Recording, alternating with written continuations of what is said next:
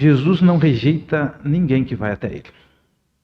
E aqui nós temos o exemplo de uma pessoa, de uma mulher, sírio-fenícia, que se aproximou de Jesus e satisfazia com o mínimo, porque o mínimo com Jesus é muito. Uhum. Mas Jesus, aparentemente, ele trata ela de uma maneira mais dura.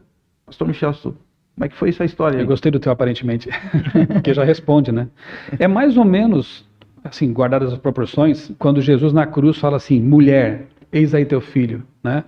Ou então quando ele diz para Maria na bodas de Caná, né? Mulher, que tenho eu contigo? Tem que lembrar que a Bíblia não foi escrita para brasileiros do século XXI, né? Veja bem o que eu estou dizendo, né? Foi escrita para brasileiros do século XXI, né? mas não foi escrita numa linguagem, né? Língua portuguesa do século XXI, é melhor dizendo assim.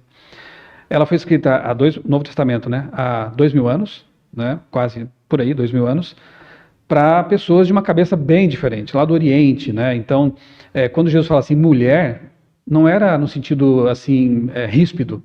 Eu não falaria assim para minha mãe, eu brasileiro, século XXI, né? Eu chamo minha mãe até hoje de senhora. Mãe, a senhora está bem? Né? A gente fala assim. Naquele tempo, a expressão era como o equivalente a senhora. Senhora, o que eu tenho contigo? Ou seja, senhora, o que eu tenho a ver com esse assunto agora? Né? Lá nas bodas de Caná.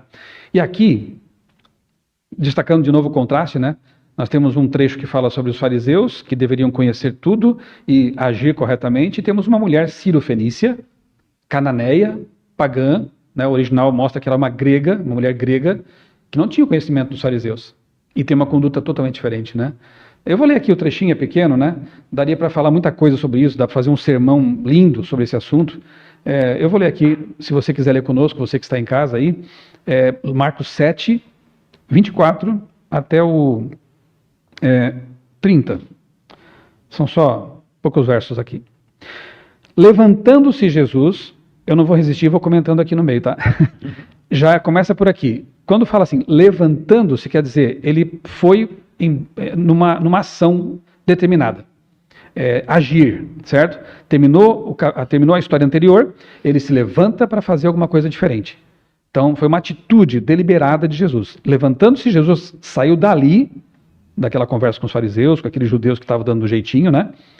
E foi para as terras de Tiro e Sidom. Quando você lê comentaristas como o Flávio José, por exemplo, você entende que aquela região não gostava dos judeus. O povo daquela região ali, assim como os judeus também não gostavam dos samaritanos, enfim, havia as rixas, né? E o povo de Tiro e Sidom não gostava dos judeus. Talvez até pelo preconceito que os judeus tinham com os gentios, né? Então, o que acontece aqui? Jesus está indo deliberadamente para uma terra que não ia tratá-lo bem, talvez. Onde ele não era bem-vindo, né? Mas ele tinha uma missão. Jesus sempre tem uma missão, né? Tendo entrado numa casa, queria saber que casa foi essa, né? Que interessante, né? Entrou numa casa, não queria que ninguém soubesse onde ele estava. Ele tinha uma missão específica, discreta. Olha que interessante, tipo aquela do poço de Jacó. Meio-dia, debaixo do sol, mas ele tinha uma pessoa, uma auditória de uma pessoa para alcançar.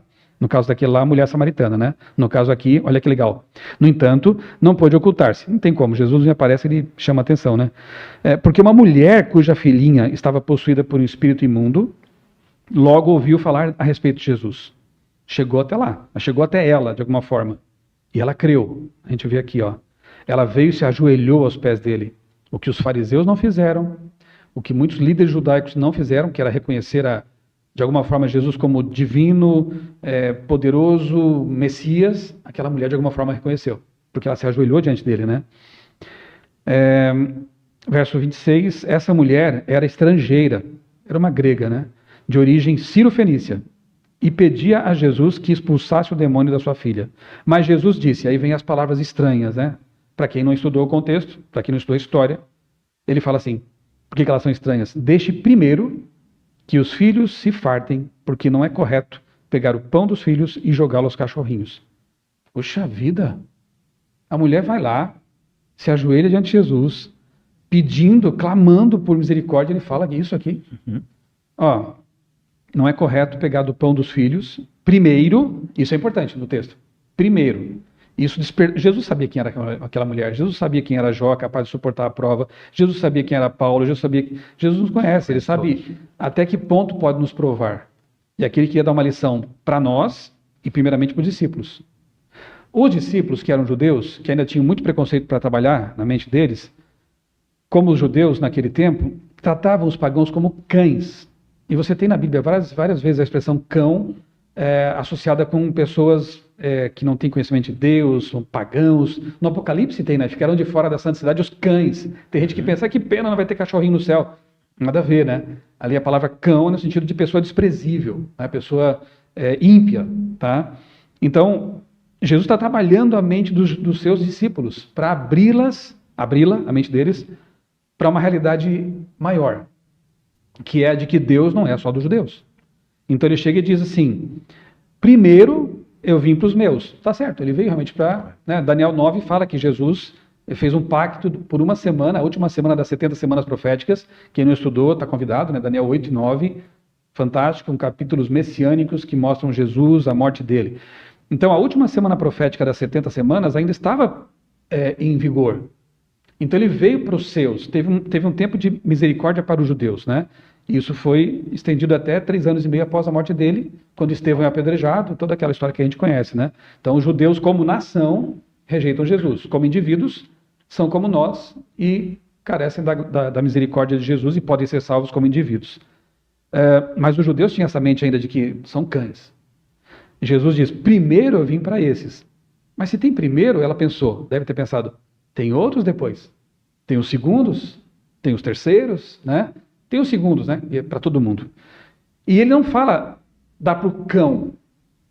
Ele usa uma palavra grega diferente aqui, que foi bem traduzida nas Bíblias em português.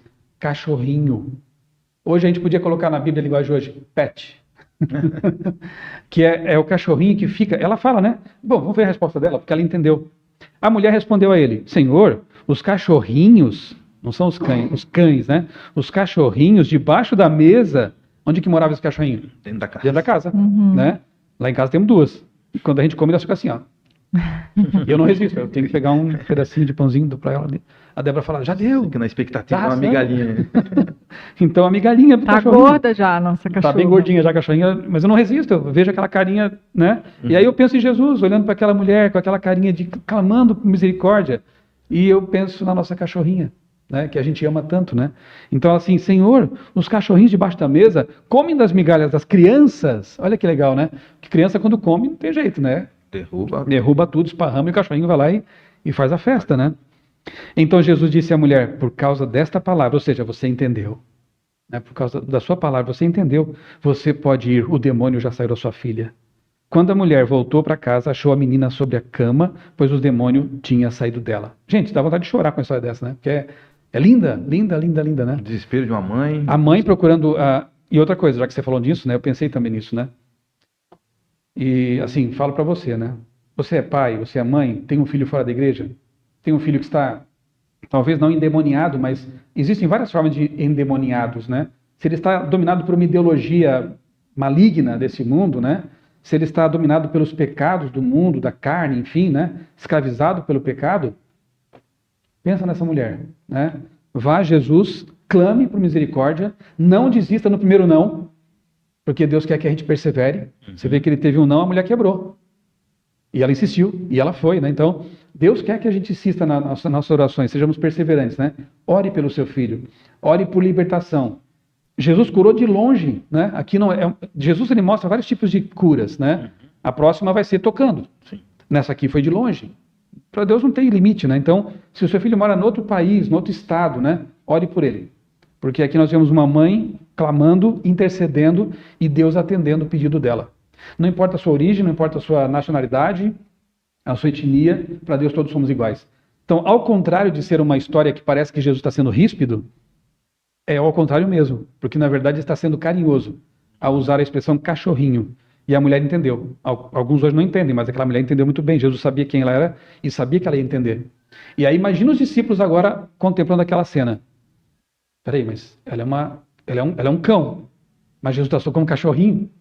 O cão era selvagem, ficava nas ruas, era largado lá, era bravo. O cachorrinho fica dentro de casa. Alguns judeus tinham isso, né? Alguns eram imundos para comer, mas era um cachorrinho pet. Alguns tinham esse hábito, como a gente também tem. Ele tratou ela como um petzinho. E ele curou a filha dela. Então, nós temos que aprender muita coisa, né? Então a história é muito bonita. Eu achei importante essa pergunta aqui bem no final.